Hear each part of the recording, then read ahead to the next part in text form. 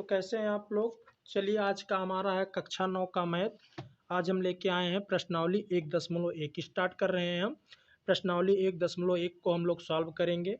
इसके पहले इस चैप्टर का नाम है जो है संख्या पद्धति। संख्या पद्धति में जितनी भी चीज़ें आती हैं, इस पाठ का नाम हमारा संख्या पद्धति। संख्या पद्धति में जितनी भी चीज़ें आती हैं इन सब का कंबाइन वीडियो में बना के ऑलरेडी डाल चुका हूँ। डिस्क्रिप्शन में इसका लिंक आपको दे दूंगा, जाके इसका पूरा कॉन्सेप्ट देख लीजिएगा, पूरी तरह से समझ में आ जाएगा। हम लोग चलिए देखते हैं। पहले प्रश्नावली 1.1 में पहला क्वेश्चन कहता है, क्या शून्य एक परिमेय संख्या है? क्या इसे आप p/q के रूप में लिख सकते हैं, जहां p और q पूर्णांक हो और q is not equal to 0, मतलब q का मान जो होता है वो 0 के बराबर ना हो। तो चलिए इसको देखते हैं। ये क्या कहता है कि क्या शून्य एक परिमेय संख्या है? तो सबसे पहले लिखेंगे हाँ, शून्य एक परिमेय संख्या है। परिमेय संख्या है क्योंकि हम लिख सकते हैं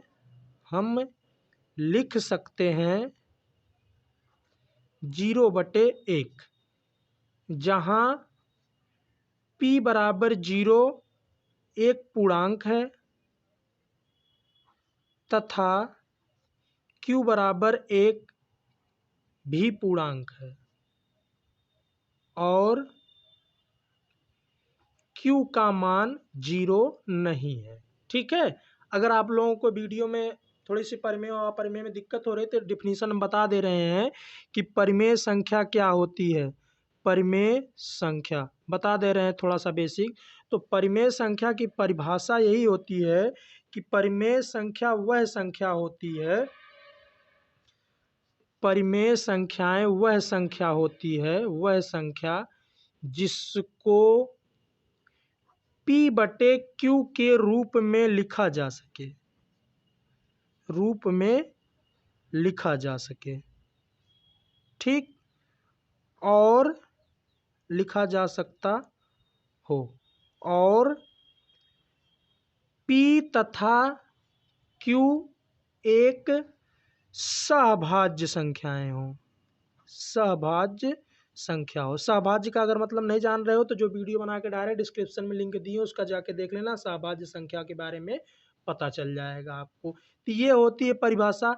तो देखो p/q के रूप में हम लिखे हैं ना 0/1, और इसके साथ में ये भी कहा जाता है कि जो लिखा जा सकता हो तथा q जो हो 0 के बराबर ना हो। तो यहाँ पर देखिए p तो 0 है लेकिन q का मान 0 नहीं है, अतः क्या है, हाँ, शून्य एक परिमेय संख्या है, एक परिमेय संख्या है। ठीक है, यही हमें बताना था। अब चलिए नेक्स्ट देखते हैं। नेक्स्ट क्वेश्चन क्या कहता है। नेक्स्ट क्वेश्चन कह रहा है कि 3 और 4 के बीच की 6 परिमेय संख्याएं ज्ञात कीजिए। ठीक है, तो देखिए 3 और 4 के बीच की 6 परिमेय संख्याएं ज्ञात करना है तो इसका 2 तरीका होता है। ठीक है, पहला तरीका थोड़ा सा होता है r+s/2, जहाँ r बराबर प्रथम संख्या तथा s बराबर द्वितीय संख्या। ठीक, तो इसके अनुसार अगर हम निकालेंगे तो 3 + 4/2 बराबर 7/2 एक संख्या आएगी। फिर अब हम यस को जो है 7/2 मानेंगे और आर को मानेंगे हम यही 3 मानेंगे, यस बराबर 7/2। इस तरीके से 3 + 7/2/2 करेंगे तो हमारा नेक्स्ट वाला निकल के जाएगा। लेकिन ये नियम थोड़ा सा कठिन हो जाता है, थोड़ा सा टफ हो जाता है। इसको पूरी तरह से हम ना बता के हम सेकंड वाला नियम बता रहे हैं। ठीक है, सेकंड नियम जो आसान होता है, सेकंड नियम को बताते हैं। जैसे देखो 3 और 4 के बीच 6 परिमेय संख्या बताया है ना, पूछा ना। तो जितनी संख्याओं को पूछा है उतनी में पहले 1 जोड़ दो, ये कितना हो गया 7। ठीक, अब इसी 7 का 3 में भी नीचे ऊपर गुणा कर दो और 4 में भी। तो देखो ये 3 × 7/7 और यहाँ पर 4 गुणे 7/7, मतलब ये हो जाएगा हमारा 3 सत्ते 21/7 और ये हो जाएगा 7 चौक 28/7। मतलब इसके पहले नहीं रहना है कोई संख्या और इसके बाद नहीं रहना, ना तो यहाँ तक रहना है। ठीक है, हमें कोई संख्या यहाँ तक नहीं लेना है। तो देखिए अब हम क्या करें, ये पहली संख्या हमें 21/7 है, इसके बीच की लेना, मतलब इसको नहीं लेना है, इसको नहीं काउंट करना है। तो हम क्या करेंगे, 21 में 1 जोड़ देंगे बटे 7, ये क्या हो गया 22/7, एक संख्या आ गई। फिर 22 में 1 जोड़ देंगे, 22/7 बराबर 23/7, दूसरी वाली आ गई। ठीक, तीसरे के लिए क्या करेंगे, फिर इसी में 1 जोड़ देंगे, 23 + 1/7, ये कितनी हो गई 24/7, तीसरी वाली हमारी आ गई। फिर देखो 24 में 1 जोड़ देंगे, 24 + 1/7 बराबर 25/7। ठीक है, फिर ये देखो चौथी वाली हमारी आ गई। पाँचवीं के लिए 25 में 1 जोड़ देंगे, 25 + 1/7 बराबर 26/7।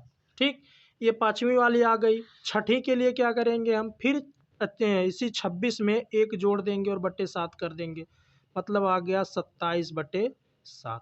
अब देख रहे हो ना, ये 6 संख्याएं मिल गई। ये 27 जो है, ये 27 जो हमारा है यहाँ पे, ये 28 के बीच में है, और ये जो हमारा 22/7 है, ये भी 21 के बीच में है।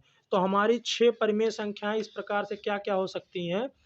तो देखिए 6 परिमेय संख्याओं में एक होगा 22/7, दूसरा होगा 23/7, चौथा होगा 24/7, पाँचवा होगा 25/7, छठवां होगा 26/7।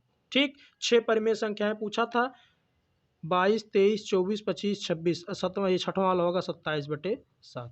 ये देखो पूरा पूछा था, ये 6 परिमेय संख्याएं में मिल गई। इस प्रकार से लगाना आसान होगा, ये हमारा होगा आंसर। ठीक है, अगला वाला हमारा कह रहा है, अगला क्वेश्चन है 3/5 और 4/5 के बीच की 5 परिमेय संख्याएं ज्ञात कीजिए। ठीक है, जैसे ये वाला निकाले उसी तरीके से इसको भी निकालेंगे ताकि कन्फ्यूजन ना हो। तो हमें कहा है कि 3/5 और 4/5 के बीच की निकालनी है हमें। ठीक है, अब देखो यहाँ पर 5 निकालना है, तो 5 में क्या करेंगे, 5 में जोड़ देंगे 1, ये हो गया 6, कर देंगे नीचे ऊपर गुणा, इसमें हो गया 4 गुणे 6/6, 5 है 6 गुणे 5, मतलब ये हो गया 18/30 और ये वाला हो गया 24/30। ठीक, इसी में हमें एक एक जोड़ते चले जाना है। तो 5 परिमेय संख्याएं क्या क्या होंगी, परिमेय संख्याएं जो होंगी, ये होंगी 18 + 1/30, 18 + 1 ये हो गया 19/30, और दूसरा क्या होगा, दूसरा 19 में 1 जोड़ देंगे, 19 + 1/30 मतलब 20/30। तीसरा वाला होगा 20 में 1 जोड़ देंगे बटे 30 बराबर 21/30। चौथा वाला क्या होगा, 21 में 1 जोड़ देंगे बटे 30 बराबर 22/30। पाँचवा वाला जो होगा 21 में 1 जोड़ देंगे, और पाँचवा वाला होगा 22 में 1 जोड़ देंगे बटे 30 कर देंगे, मतलब 23/30। 5 परिमेय संख्याएं क्या क्या आ गई, 19/30, दूसरी वाली आ गई 20/30, तीसरी वाली आ गई 21/30, चौथी वाली आ गई हमारी 22/30, पाँचवीं वाली आ गई 23/30। ठीक है, इसको आप सरलीकरण करके, अभी ये परिमेय संख्या के रूप में नहीं है तो इसको सरलीकरण कर सकते हैं। ये हो गया हमारा 2/3 हो गया, और ये वाला हो जाएगा हमारा 11/10 हो जाएगा, 11/15 हो जाएगा, ये 11/15 हो जाएगा। ठीक है, तो इस प्रकार से हमारा हो गया 19/30, 2/3, 21/30। इसको भी कर सकते हो सरलीकरण, 3 सत्ते 21, 3 दहा में 30, मतलब 7/10। इसके स्थान पर हम लिख सकते हैं 7/10, और ये हो गया 11/15, और ये हो गया 23/30। अब देखिए एक चीज़ आप लोग कन्फ्यूज मत होइएगा, इसमें क्या है, बुक में आप लोगों को दूसरा आंसर दूसरी तरीके से दिया है, तो किन्हीं दो बिंदुओं के मतलब किन्हीं दो संख्याओं के बीच में असंख्य परिमेय संख्या होती है और असंख्य अपरिमेय संख्या होती है। तो इससे आप लोग कन्फ्यूज मत होइएगा, आपका ये वाला आंसर बिल्कुल करेक्ट है। अगर किताब में आपका सीधे सीधे इसी फॉर्म में भी लिख दिया है, जैसे हम यहाँ पर 20/30 लिखे हैं ना, तो उसी फॉर्म में भी लिख दिया है। तो ये हमारी परिमेय संख्या नहीं होगी, क्योंकि परिमेय संख्या का एक और परिभाषा होती है जिसको कहा जाता है कि पी और क्यू दोनों सहभाज्य संख्याएं हों, और सहभाज्य संख्याएं वही संख्याएं होती हैं जिनके दोनों संख्याओं का जो मासा होता है वो एक होता है। तो 20 और 30 का मासा तो हमें दूसरा मिल जाएगा, एक ना मिल के ना, तो इसलिए ये परिमेय संख्या नहीं होगी, और ना ही ये परिमेय संख्या होगी, ना ही ये परिमेय संख्या होगी। इसलिए इसको कट करके देखो, इसको 2/3 लिख दिए, इसको 7/10 लिख दिए, इसको 11/15 लिख दिए, इसको 23/30 लिख दिए हैं।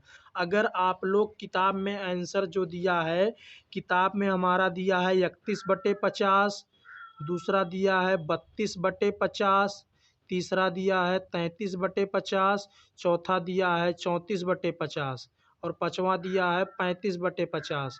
तो ये पूरी पूरी अगर आप यही वाला आंसर मान रहे हैं किताब वाला, तो इसको भी सरलीकरण करके आप लोग लिख लीजिए, क्योंकि ना तो ये परिमेय संख्या है, ना तो ये परिमेय संख्या, ना तो ये परिमेय संख्या है, सिर्फ इसमें यही दो परिमेय संख्याएं हैं। तो इसको आप लोग सरल करके लिख लीजिएगा, 31/50 एक होगा, और इसको आप लोग काट दोगे तो ये हो जाएगा 16/25, मतलब यहाँ पर हो जाएगा 16/25, और इसको नहीं काटना है, ये हमारा इतना ही रहेगा, और इसको आप लोग काट दोगे तो यहाँ पर हो जाएगा 17/25, यहाँ पे हो गया 17/25, और इसको काट दोगे तो 7/10 हो जाएगा, 5×7=35 और 5×10=50, मतलब ये हो गया 7/10 हो गया। ये वास्तविक परिमेय संख्या होगी, ना कि इन सब में होगी। किताब में आंसर सही नहीं दिया है, क्योंकि इसकी परिभाषा ये कहा जाता है कि वह संख्याएं जिनको P/Q के रूप में लिखा जा सकता है, और P और Q दोनों सहभाज्य संख्याएं होनी चाहिए, और एक ये भी कंडीशन होता है कि जो है Q का मान 0 के बराबर नहीं होना चाहिए। तो उस परिभाषा के अनुसार ये